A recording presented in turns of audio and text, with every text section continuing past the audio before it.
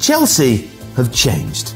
Sure, they're still a body of bounteous Russian wealth, but with a new and emerging identity. Frank Lampard has returned. Young and world-class players have been signed, and rubber duck salesman turned oligarch Roman Abramovich watches on from afar. So, who's in charge here? How good is this team now? And what does the future hold for Chelsea? Welcome to State of the Club.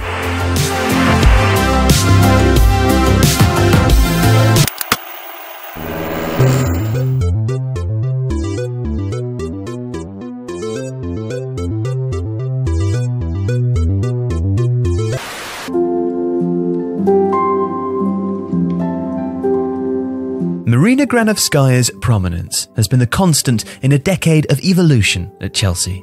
The person entrusted with managing the club's day-to-day football operations by Roman Abramovich when she joined the board in 2010, her voice has grown more authoritative as she has established a reputation as not only one of football's most capable transfer dealmakers, but also one of its most accomplished executives. She's also never given a media interview. She's extremely private. Her working history with Abramovich actually dates back to 1997 when she joined Sibneft, his oil company, before moving to England in around 2003 and into a role with Abramovich's asset management firm Millhouse Capital. At Chelsea, her role developed quickly. From being the owner's representative, a proxy in his absence at board meetings, she joined the executive board full-time in 2013 and had risen to director by 2014. From there, moving into the organisational space, which resulted from Ron Gourlay's departure as chief executive. Her list of successes, both before and since, is significant. She was credited with brokering a peace between Abramovich and Jose Mourinho, leading to the latter's return in 2013, and was also the architect of Chelsea's vast kit deal with Nike, signed in 2016 and running for 15 years from 2017 for a reported £60 million a season. In addition to which, she was integral to building the profitable relationship with Vitesse, and previously, in one of her first truly significant acts for the club in 2009, was integral to the decision to renew Didier Drogba's contract. After a difficult season, which included a tempestuous defeat to Barcelona and earlier in the year, the Ivorian being dropped by Luis Felipe Scolari. 2 years later, in 2011, she also negotiated the Fernando Torres transfer. Torres would not be a success at Stamford Bridge, but the complexity of the deal which brought him to the club and the apparent suddenness with which it occurred were hallmarks of an approach which can still be seen today. Granovskaia maintains a reputation for skill in negotiation. Of course, Chelsea's transfer closet is not without its skeletons, but more recent and highly complicated signings completed by the club have not only represented apparent value, but also seen Chelsea operate with more efficiency than many of their top four rivals. Among those who have worked with or against her, the consensus is that Granovskaia is firm but fair, and formidably dedicated to her job. She's constantly working, one agent says. It's not uncommon to get a reply from her at midnight if she hasn't had a chance to get back to you during the day. An executive at a rival club told The Athletic that, "I've been involved in 3 or 4 deals with Marina, and she's always been good to her word. Every time I've dealt with her, it was very straightforward, very businesslike, very professional. I can't say that about everybody else in this business." Granovskaia does much of her transfer communication via phone calls. She's known for her charm, too, and not for tricks or games. She states her position in plain terms and makes it clear when there is no room for manoeuvre. Abramovich is kept updated on all the key decisions Chelsea make in the transfer market, but her judgment is trusted. And as a number of high-profile Chelsea players have discovered, Granovskaia never allows emotion or sentimentality to cloud her decision-making. If there's a good or fair deal to be made in the interests of her club, she'll do it. If there isn't, she will not be convinced otherwise. For example, during the protracted saga resulting from his fallout with Antonio Conte, Diego Costa sent her a barrage of WhatsApp messages during his self-imposed exile in Brazil, pleading to be allowed to join Atletico Madrid. But the transfer did not happen until the money was right. Eventually, Chelsea made almost a £20 million profit, despite Costa approaching his 30th birthday. Now, the overriding impression is of a serious deal-maker, even by those with whom she has engaged in more fraught negotiations. She has worked productively with most of the major agents, and some have done a lot of business with Chelsea in recent years, Kia Cherabchian and Giuliano Bertolocci represent many of the Brazilians who've come and gone from Stamford Bridge, while Federico Pastorello helped facilitate the appointments of Antonio Conte and Maurizio Sarri. Granovskaia also chairs Chelsea's internal discussions about transfer strategy. She understands that her expertise lies in the business of transfers and depends on the input of Frank Lampard and Petr Cech, as well as the scouting reports presented by Scott McLaughlin, the club's head of international scouting. But once a player is identified, she initiates talks and makes the final decision on the deal. Perhaps her biggest achievement, however, has been on the other side of the negotiating table, in maximising Chelsea's income for players deemed surplus to requirements. Since 2013, the club have generated £397.4 million profit from player sales. A vast sum that has provided a key source of income to help keep the club competitive near the top of the Premier League in the age of financial fair play, and despite having a much smaller stadium than all of their nearest rivals. Now, of course, this is a sketch rather than a full portrait. Marina Granovskaia remains two-dimensional by design. Few fans or journalists would even recognise the sound of her voice. But nevertheless, while other clubs continue to fumble in public and posture in the papers, Chelsea move with quiet efficiency, with a tone which comes from the top and arguably the most powerful woman in world football. Every source has a source. The Athletic.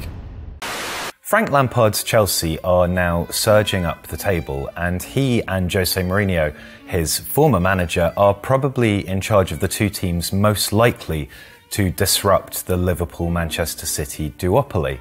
Of course, Frank Lampard excelled under Mourinho as a player when Mourinho managed Chelsea himself, but how much of an influence did that period have on Lampard the manager?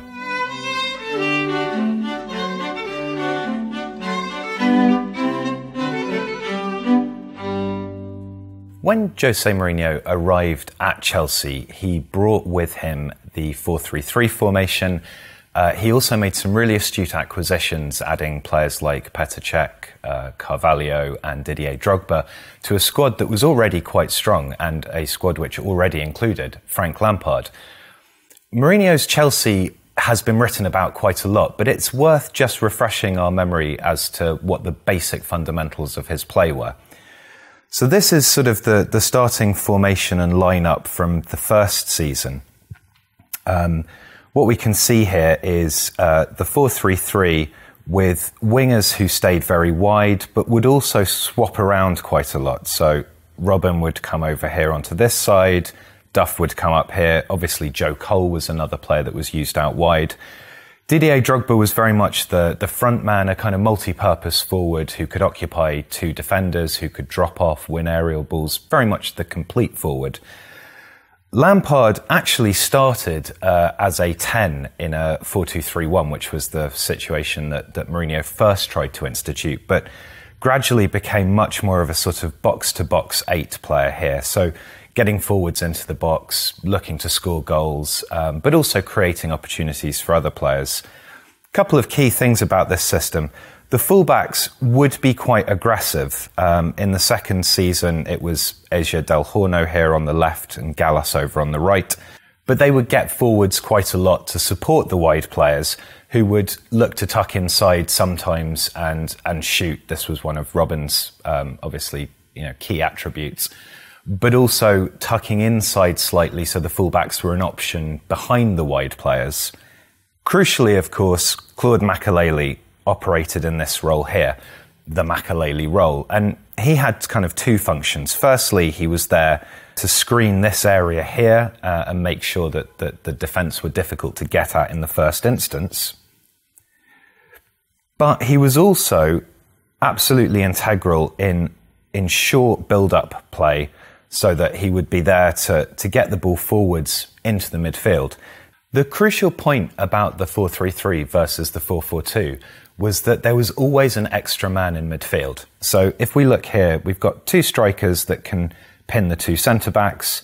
These two central midfielders can take the other two central midfielders, but that always leaves Makelele free. Now, if one of these midfielders pushes forwards, that leaves this central midfielder here free. Obviously, that player could then tuck inside, but then the fullback has a free run. it was basically quite a simple way of achieving numerical superiority in the middle of the pitch. Further up the pitch, that didn't matter too much either, because that numerical superiority could translate with Lampard's deep surging runs. But also in Didier Drogba, you had a striker who genuinely could occupy two central defenders. Also, if this fullback here on the right, for example, pushes up and that wide player tucks inside, you're still getting at least numerical equality, if not superiority, and that's why the runs of Lampard were so important. So that's a quick refresher about how Jose Mourinho's Chelsea played. Obviously, Lampard was a really, really important cog in that system, and Mourinho and Lampard clearly had a very strong bond as a coach and player. It's probably fair to say that Mourinho influenced Lampard as a player more than perhaps any other coach. So it's natural to infer that maybe he's had as much of an influence on Lampard the manager. So let's see if that's true. Now, if we'd made this video a month or so ago, it probably would have been more difficult to really lay out what Lampard's philosophy as a manager was. Last season, certainly because of Chelsea's transfer ban, there was the integration of young players. But apart from that, there was quite a bit of flip-flopping in systems. It was difficult to really pin down what Lampard was trying to do, and certainly to see whether he was being particularly effective. However, Chelsea have now moved to a 4-3-3 system with N'Golo Kante at the base of midfield, and it seems like this is sort of setting the pattern for how Chelsea are going to play going forwards. So let's have a quick look at that system. So this is the setup that Chelsea started the Leeds game with, and straight away there are a number of similarities that we can pick out that are perhaps reminiscent of a Mourinho team. So obviously the system being a 4-3-3, the use here of Olivier Giroud as a kind of target man, somebody who can pin defenders back, but also somebody who's capable of dropping off and playing players in. We've got very, very quick wide player here in Timo Werner, and that's become increasingly important to Chelsea, and we'll talk a little bit about that later. And in Kai Havertz and Mason Mount, two eights who are both capable of getting forwards, appearing around the edge of the box, and really carrying the team forwards in transition. Crucially as well, N'Golo Kante here in the Makelele role. Now, when Lampard took over from Sarri, he inherited Jorginho, and Jorginho occupied this position in front of the back four. Now, Jorginho is a good player. He's a good player at long passes. He's able to thread through balls through. But this left Chelsea pretty weak elsewhere in midfield. And it meant that, with Kante actually here in this position, sort of shuttling backwards and forwards, the back four weren't really afforded the kind of protection that they needed. That has now tightened up significantly. So we'll take Jorginho off, put Kante back there, and bring in Havertz. Obviously, Kovacic has been used in this position as well, and there's something to say about Kovacic versus Havertz, which we'll come on to a little bit later. But this system looks a lot more solid. Crucially as well is Thiago Silva coming in. Now, Thiago Silva is somebody who adds experience, he adds organisation, as well as being a really good one-on-one defender. And his role in helping Kurt Zouma positionally, I think, has been crucial in transforming Chelsea's 4-3-3 into a much more solid system. It's worth remembering that Mourinho always would build from the back, and that in terms of, John Terry and Ricardo Carvalho, he had two central defenders who were both good, capable passers of the ball, but first and foremost were quite deep-sitting defenders. And it seems like Lampard has certainly taken a lesson there in how to strengthen the defence. These fullbacks are both very dynamic, Reece James and Ben Chilwell. They get forwards quite a lot. Hakim Ziyech is somebody who can drift inside and create a lot from these sorts of positions. His injury is potentially problematic for Chelsea because his ability to drift in and James' ability to come on the overlap and then fire crosses in was something that was really important for Chelsea. And this use of width and use of attacking with pace through the wide areas is something that Lampard really seems to have focused on recently, particularly because players like Mount and Havertz can then push up and attack the box. Chelsea do have flexibility in here as well. So, for example, we can take off Giroud and replace him with Tammy Abraham, who's a not dissimilar sort of striker in terms of being different from Chelsea's other options there. Or you could play Timo Werner through the middle and have Christian Pulisic out wide. And you can have Kovacic instead of Havertz. So there's good options for Chelsea. And Havertz, I think, is still developing. We had another video where we talked about his role at Chelsea and what maybe suits him best. And his ability to drive forwards and occupy the kind of 10 space and make these ghosting runs into the box is something I think we'll see increasingly more of. But at the moment, Kovacic is also a really good option there. He's restrained his ball carrying. He doesn't turn it over quite so much. And he provides quite a lot of solidity in that position. Also, it's worth noting that Billy Gilmour is coming back into fitness. And he's somebody that Chelsea are really interested in, perhaps as an 8, but also potentially as a longer-term successor in this sort of 6 screening role, somebody who can dictate play from deep. So Chelsea have got a lot of options. And what Lampard seems to be increasingly doing, and the Leeds game was a really good example of this, is he's turning Chelsea into a team that focuses on transitions. Quite a counter-attacking team. So with the defensive solidity of Zuma and Thiago Silva, the pace out wide in the fullbacks, and particularly the really, really exciting pace of players like Timo Werner, as well as the ability of midfielders like Mason Mount and Kai Havertz to push up, Chelsea are becoming much, much better at sitting deep and then springing forwards. Against Leeds, they went one-on-one with Leeds' man-marking system and were able to exploit those matchups to use their pace to get in behind Leeds, particularly in the second half. And that was really, really effective. And with the defensive solidity of Kante screening here, players like Werner and Havertz can really push forwards and get into dangerous attacking areas. This is playing to Chelsea's strengths, and they do seem to be a lot more organised. This system feels right for them. It feels right for the players that they have at their disposal. And, of course, the 3-4-3 is a system that Lampard is familiar with as a player, so it's probably something that he can coach with relative ease, particularly in the central midfield area. This looks like it's working for Chelsea. Swapping Kante in for Jorginho adds solidity, and that, plus the fact that it's a 4-3-3, does make it quite evocative of early Chelsea Jose Mourinho. But is it? Not really, no. Although this is a 4-3-3 and there is a central holding midfielder, and therefore it does look a lot like that early Mourinho Chelsea, it looks a lot like lots of other things now. Those are things that Mourinho brought into English football, but since then, in the 15 years or so that have elapsed, they've become very, very commonplace. So there's lots of other examples. If anything, the use of the wide forwards and the emphasis on transition attacking is perhaps more indicative of Jurgen Klopp's Liverpool, for example.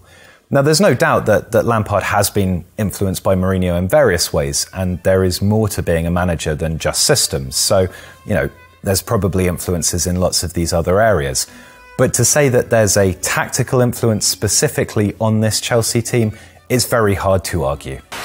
So, in recent seasons, Chelsea's recruitment has been a little bit underwhelming. From the £35 million spent on Danny Drinkwater to the world record fee for a keeper who just hasn't quite worked out. But in the summer of 2020, Chelsea nailed it. They brought in Hakim Ziyech, Timo Werner, Ben Chilwell, Edouard Mendy, Thiago Silva, all commendable additions to the first 11. But there was one player in particular that was desired by every major club in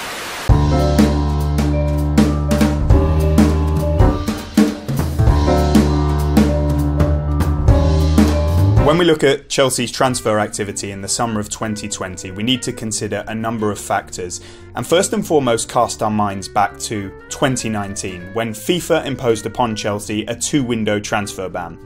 That meant that they were not able to spend in the summer of 2019, and they were not supposed to spend in the January of 2020. The second part of that ban was lifted, but very late in the day, and it meant that Chelsea's plans were already focused on the summer of 2020. They showed their flexibility by essentially fast-tracking the deal for Hakim Ziyech, who had so impressed against them at Stamford Bridge in the Champions League just a matter of weeks earlier. They finalised that deal in January to take effect in the summer of 2020.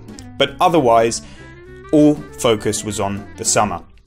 Despite many people saying that they really needed to recruit in January, they stuck to their plan, and that was to go pretty big and powerfully in the summer of 2020. They wanted to send a statement out clearly and make up for lost time. Crucially, they also had money in the bank. They didn't know at that point that the coronavirus pandemic would be striking, and their plans were really organised on making a real assault on domestic and European honours in the 2020 to 21 season. I think Roman Abramovich would have wanted to put Chelsea right back on the map at the top of European football at that point in time, and so they were starting to look at players, as we know, with Ziyech and also Havertz being a generational talent. That was one that they couldn't ignore. They would have also been aware of the likes of Timo Werner. The goalkeeping situation was a bit different, but Ben Chilwell has been in their thoughts for a long time as well. And I think come the summer, they wanted to pull off a lot of these deals. The coronavirus pandemic striking had a varying effect on many clubs. Chelsea, it left them in quite a strong position. Not only did they have money in the bank, but they had an owner who perhaps saw this as an opportunity to steal a march on many of the rivals who had sort of outspent Chelsea in the interim years, perhaps the likes of Manchester City, Manchester United, and European giants Real Madrid, Barcelona, Juventus, Bayern Munich, and others. When it comes to Chelsea's recruitment, at the top of the tree is Roman Abramovich. As owner, he is the person bankrolling the operation and essentially making the key decisions. The day-to-day command is held by the director Marina Granovskaia. She makes the decisions on who's coming into the club and who's going out, what money the club are able to allocate on both parts of that operation. But she is keeping Roman Abramovich in the loop at all times and essentially getting his sign-off on these key decisions. Below her, it's split into two sides, the youth recruitment and the senior recruitment. On the senior side, Scott McLaughlin is head of international scouting, but essentially his role is head of recruitment. He's responsible for the scouting, the analytics, all the preparation and groundwork into potential targets and recruits that Chelsea decide to go for or not to pursue. He's working in collaboration with scouts, analysts, and crucially, Frank Lampard as first team manager, and also Petr Cech as the performance and technical advisor. I think Cech is a bit of a go-between when it comes to Granovskaia and Frank Lampard on the football side, but works very closely with Lampard, McLaughlin and Granovskaia in a fairly harmonious operation. And then on the youth side is Neil Bath and Jim Fraser, and they have a huge amount of power on youth recruitment and feed into Granovskaia themselves. So that chain of command is essentially Roman Abramovich, Marina Granovskaia, and then on the senior side you have Frank Lampard, Petr Cech and Scott McLaughlin, and on the youth side you have Neil Bath and Jim Fraser.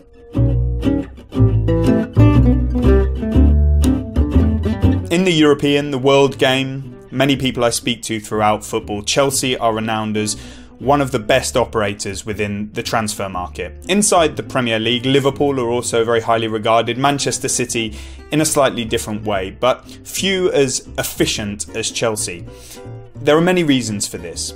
We can't get away from the money, the finances that Roman Abramovich has allowed the club to play with puts them in an advantageous position. It allows them to go into negotiations knowing exactly what they have to play with, the maximums, the minimums, and many clubs don't benefit from that. They continually have to run the numbers, the checks, the balances, defer back to the owner. But Marina Granovskaia, as the chief transfer negotiator, the person in control of Chelsea on a day-to-day basis, is very clear from Abramovich and from the club's accounts what she's able to do and not do.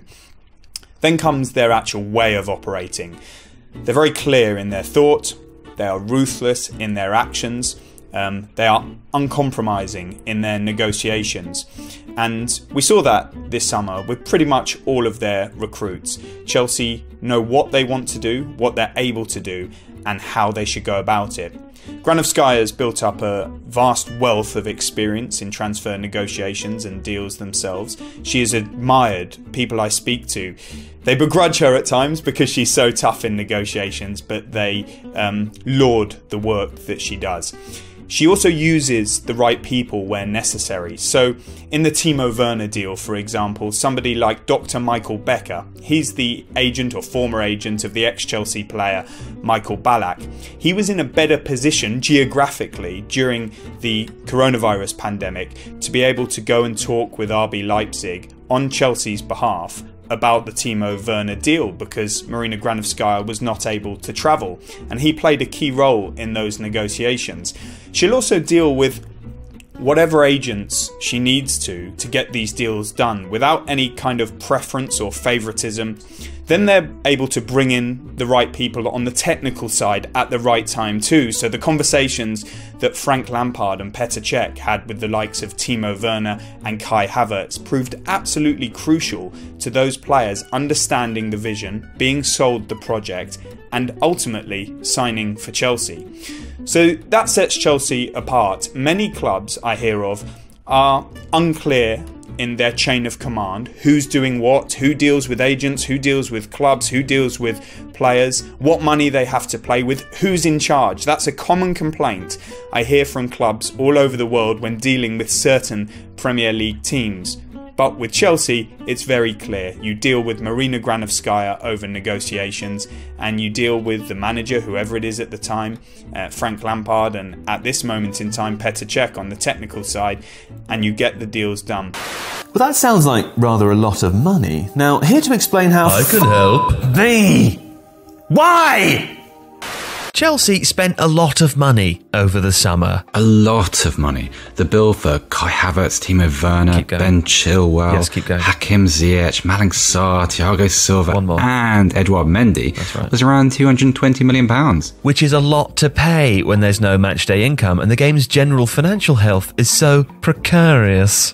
So this is going to be about financial fair play. This is going to be about financial fair play, yes. Because Chelsea spent as much money as Manchester United, Liverpool and Arsenal combined. They were only one of 3 clubs to spend in excess of £100 million, and they were the only one to break £200 million. Yeah, but this isn't a normal FFP period, and here's the Athletic's Matt Slater to explain how and why.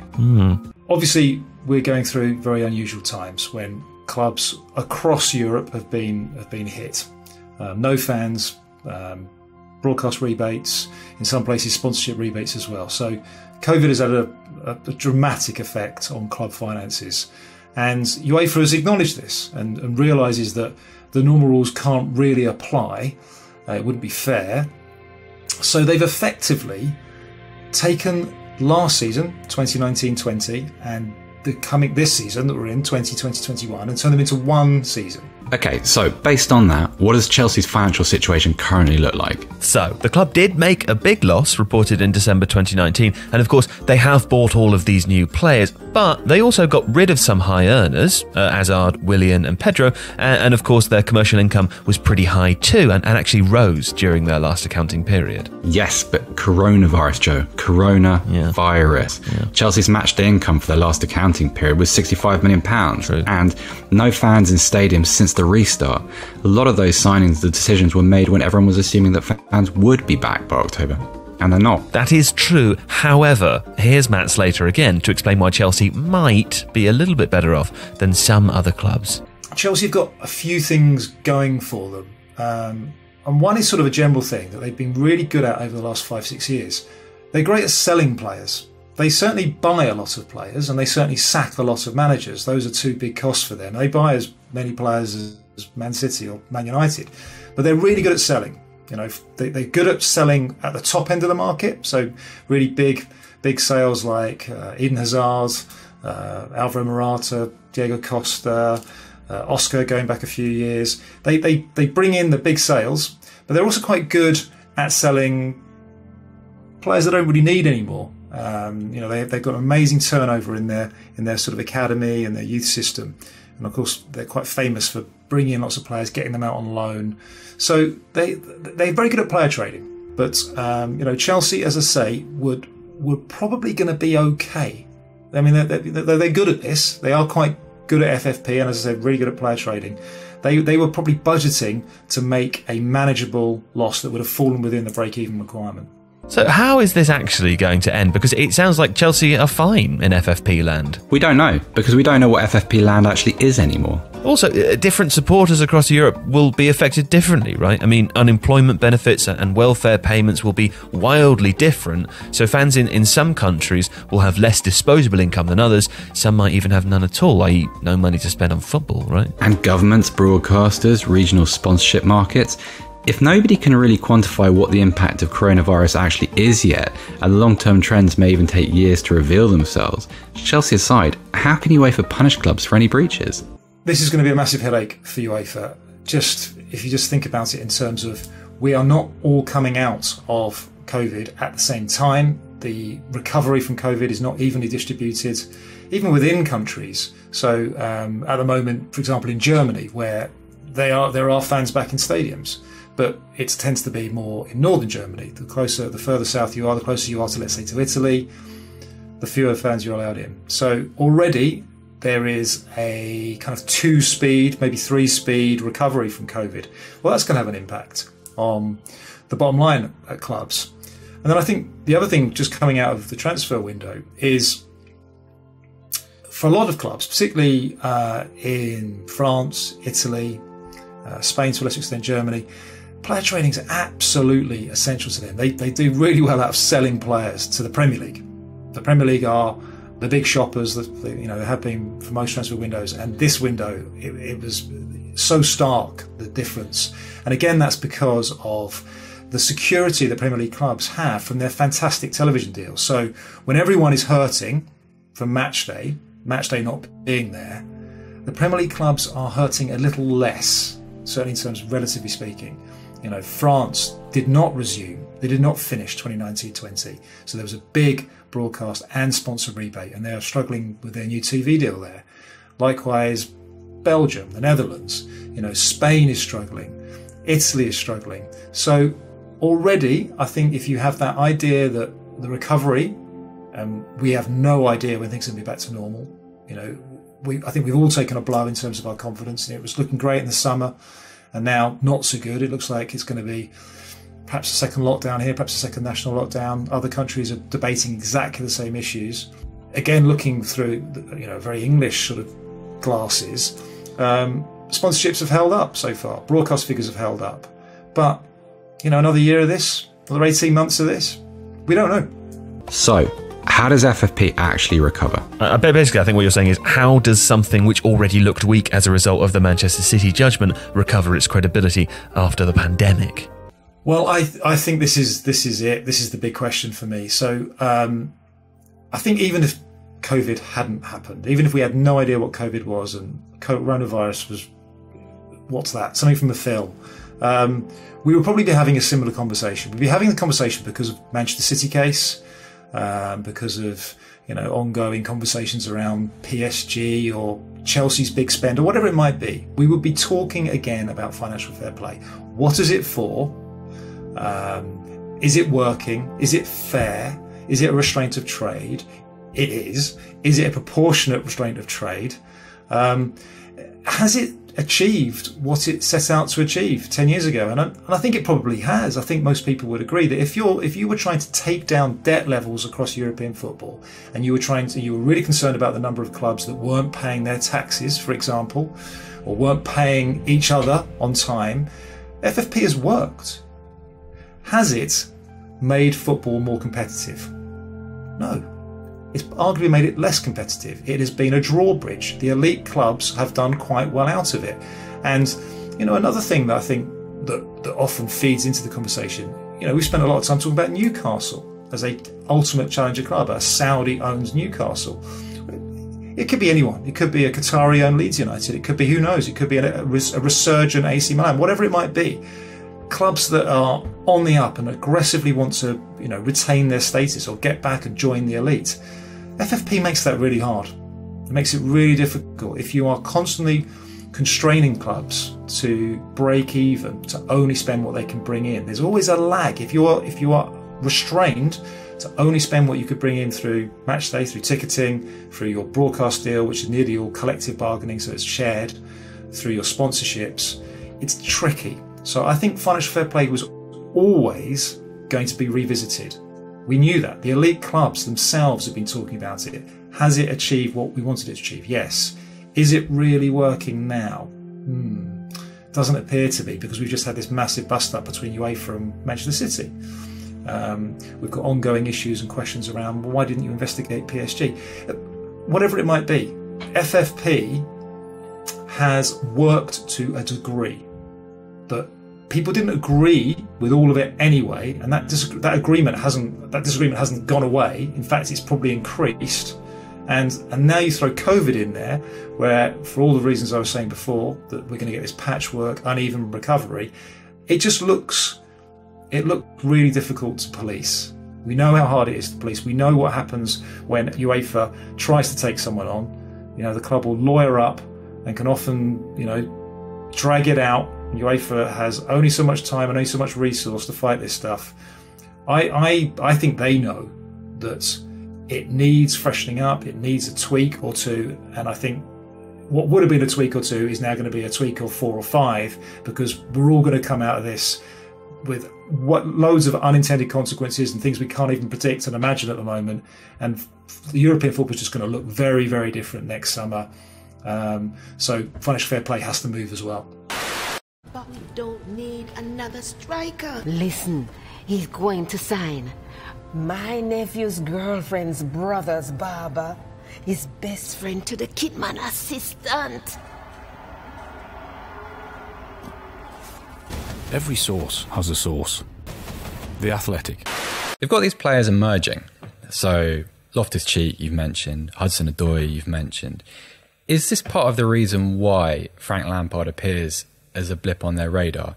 Like, beyond the obvious, Frank Lampard exists in Chelsea's atmosphere and will do forever, naturally. But around that time, his Derby County are good. They're fine. They have this big blip in the middle of the season, this big sort of collapse in their form, and they recover eventually to lose a playoff final. There's nothing in his management of Derby at that point which suggests that he's anything other than potentially, sometime in the future, maybe quite a capable manager. How does it happen that their interest becomes more than just the guy that used to play in our midfield to this is someone that we can entrust with what is ultimately a golden generation of future players?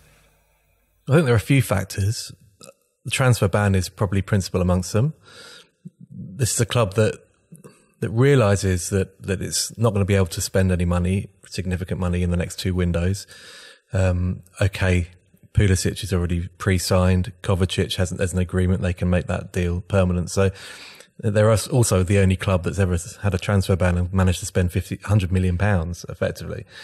But that said, it wasn't the time to instigate a revolution, to have another coach come in like Sarri, who's going to want to play a particular way, that's going to require a particular type of player, who's going to have to come in from the outside because we don't have them on site. Chelsea's academy has been producing brilliant players for a long time. It's been winning FA Cup, Youth Cups every year for a generation, it feels like. I mean, they are the elite of the elite, and they have a generation whom Lampard knows well because he's had Mason Mount and Fikayo Tomori with him at Derby. He's come up against Tammy Abraham at Villa that season. He's come up against Reece James at Wigan that season. So players that he's familiar with. He's got the ex-under-18s coach as his assistant at Derby in Jody Morris. So if Chelsea are going to lean upon those players, even if it's just to bulk up the squad, but I think most people recognise that there's so much talent in a Mount, in a James, in an Abraham, that they're probably going to play a role in the first team. Then who better is there to oversee that development and that in the first team than a man who's already familiar with them all and knows how the club works, knows about the academy, has been there and watched this academy spring up from nowhere really, and just establish itself at the top level. That was one of the main appeals, I think, to Lampard. This is also a club that needs healing. You've got Marina Granovskaia reporting to Roman Abramovich in absentia after the whole visa furore, and saying, look, we've got a fan base that's in open revolt here against the manager. We've got schisms opening up everywhere. It's not a happy place. Okay, we've won the Europa League. We're in the Champions League next season. It's quite an appealing job in terms of the level of football you're going to be playing, but you're also not going to be able to spend money, which probably, when you're looking for a replacement for Maurizio Sarri, rules out most elite coaches in Europe. So we might be in exceptional circumstances here. It might be the time to bring someone in who will unite the fan base, who will heal all those rifts overnight, galvanise everybody. There'll be positivity in abundance. A club icon, the leading scorer in the club's history, walks in the door. And he's served a bit of an apprenticeship at Derby. He's had a year. Okay, he hasn't gotten promoted, but he's done as well as any Derby manager in recent times has done. And he's obviously done it with quite a young setup as well, and not least with a couple of Chelsea players thrown in. So that is why it fits. That's why it works. Go back 5 years. There was absolutely no chance that Chelsea would have appointed a manager, whether homegrown or not, or a club icon or not, who'd only had a year's experience under his belt in the Championship, never competed at Champions League level, let alone Premier League level. But now actually it feels right, because this club needs to mend, and he's the man to do that. I always felt it was actually a little bit of a clever sleight of hand from Chelsea, because you've got this nucleus of young players. Now, under normal circumstances, you know what the Premier League's like. You can't lose 3 games if you're a club like Chelsea. And if you come into a club and your first game sees you lose at Old Trafford like that, and your team is stocked full of developing players, I think if you're anyone other than Frank Lampard, you get an absolute pasting, and that's almost a point of no return from the very beginning. So it felt to me, and I don't know if this was ever part of Chelsea's thinking, like it enables, at the very least, it enables the club to see what they've got. They've always been beaten around about what they're able to graduate from their academy. And they've always had this thing about, because there's this sort of instant gratification culture at the club and this need to win now, that managers have never really had the opportunity to say, right, this midfield's yours, Mason Mount. This forward line is yours to pivot, Tammy Abraham, Reece James. You're not just going to come in for a game and a half and then get binned as soon as you make a mistake. We're going to put you in the side, and you can make mistakes, and I'm still going to pick you next week. Was that ever part of the thinking, or is that just a happy consequence of the appointment? No, it definitely bought them time. It bought everybody time appointing him. But it goes back to the transfer embargo and the fact that these are exceptional circumstances. The other element, of course, is we haven't mentioned, is Eden Hazard's leaving. So that their best player for the last 7 years has gone to Real Madrid as well and can't be replaced directly. So, yeah, this is a means of buying time. And you can look at that defeat at Manchester United. I actually think that was weirdly one of their better performances. They were very good for half an hour in that game. They did okay and ended up losing 4-0. But c'est la vie. But he has that. He basically he can do no wrong for a while. We know that he's not untouchable, but because of the circumstances around the club at the time, because everybody realises that these are really difficult, and actually finishing 4th might actually be a bit of an achievement. Chelsea, again, in exceptional circumstances. You go back throughout Abramovich's time, that's never been the case before. Look at all the managers that have lost their jobs as soon as Champions League qualification is threatened. high caliber managers, Luis Felipe Scolari and Ancelotti and even Conte to a certain extent, all these guys. And, you know, a European Cup winning manager in Di Matteo who won it a few months before, he gets binned off because it looks as if Chelsea might not finish in the top four. Well, Lampard comes in and it's almost like, yeah, you finish in the top four, that's brilliant, thank you. Whereas every other manager that's ever been appointed by Abramovich is, finishing in the top four, that's the bare minimum, and then we'd like you to be competing for the Premier League title as well, if not Europe. So it was just exceptional circumstances, and they were very fortunate that Lampard had even had a year's management under his belt in many ways, because that allowed them to go and pursue him to take over. Okay, so these were exceptional circumstances, and to a certain extent, football is still feeling the effects of the pandemic and will do for some time. But Chelsea have almost reverted to something like their norm of maybe about a decade ago. They spent over £200 million across the summer, and just because of their past, that sets off organ music, because that changes the context in which he's managing.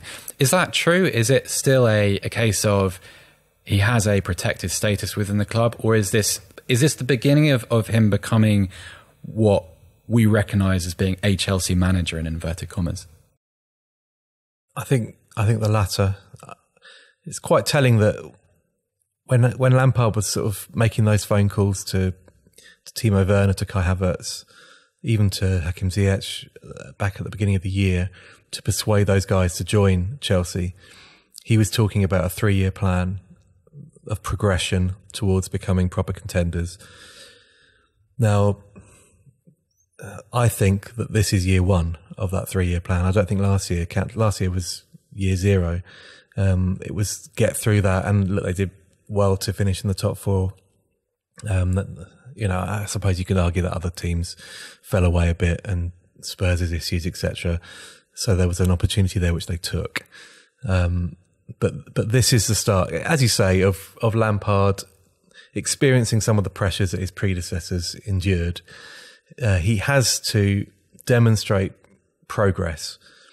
And I think now Champions League qualification is the bare minimum for him. That old policy that has really been in place throughout Abramovich's ownership, that applies now. You've got to finish in the top four and get Champions League football for next season to guarantee the revenue streams in a market that even Chelsea are, a couple of years' time, they could be feeling the pinch still. So progression is competing more coherently in the Premier League, qualifying for the Champions League. You do that, and the team style is developing as well, which I think we are seeing evidence of now. Then Lampard remains very much in control of his own destiny. If any of those things fall by the wayside, then he will start to endure the same issues that his predecessors did. Let's finish by being speculative, because it's always seemed like Roman Abramovich has had a special relationship with the core of players that delivered Chelsea's first title, and Lampard is obviously front and centre of that. How in play is that dynamic going forward? Because if there was a situation where there was a slump in form, there was a finish outside the top four, there was a disaster season, a mid-table finish, I don't necessarily think that will happen, but is Lampard protected by any of this, or is he? How ruthless are Chelsea prepared to be in this situation? Because they are the club of hiring and firing managers. They are not necessarily as familiar with a situation of having to slay a club legend potentially, which is what this would be. It's very similar to the situation Manchester United have with Ole Gunnar Solskjaer. Obviously, Ole Gunnar Solskjaer is in a slightly different position, and Frank Lampard is a much bigger part of Chelsea's history. But how does that change things going forward, if it does at all, with Abramovich and with Marina Granovskaia? If it came to that, if it came to wielding the axe, I'm sure Chelsea would go back to the ruthlessness of old, because that's how they have to operate. An elite level club, a business that needs to be competing at a certain level. If they felt that was going to be jeopardised, and the decisions being made by the head coach weren't working, then they would act ruthlessly. I'm sure they may change. They may insist that they have changed over the years, and to a certain extent, I guess you can argue that they have to a point. When things are threatened, when the progress of the club is threatened, they act. And it will be awkward if it comes to that with Frank Lampard, because he is an icon at Stamford Bridge still. So if they have to say goodbye to him, that will be a difficult moment for all concerned. But Chelsea deep down are still Chelsea, and Abramovich he may not be there, but he's still overseeing all this. He has standards. He knows what he expects of his team, the investment that he's put in, and he continues to put in, demands results. So if things stutter, and, at the moment, it appears to be a progression, everything that's been asked of Lampard, he's providing. But if things stutter, yes, I'm sure they will react. And they will be, to be honest, they'll be a better prospect for an elite coach if there was a job available there now compared to when Lampard took over, which, you'd like to think that Lampard would be given the chance to see this through, to turn this team and this club into what he wants them to be. And he's to do all 3 of those years that he pitched to his new players. If there is this 3-year plan, and it's not over now. I mean, you look at the team, there's still deficiencies in that team. It's not the finished article. They still need a defensive midfielder. And there's a reason they're continually linked with Declan Rice.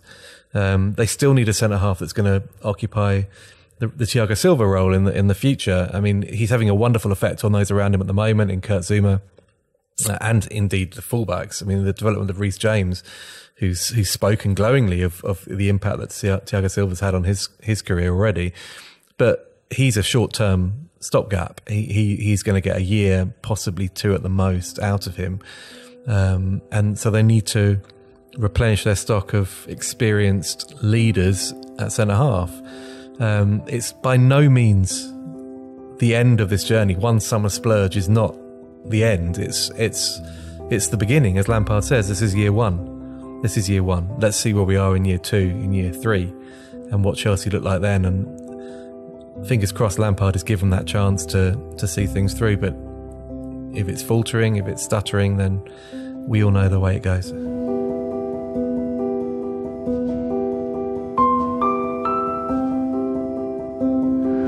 You are here. But where is here? Fulham. Shops, streets, pubs, cafes, and of course, stadium.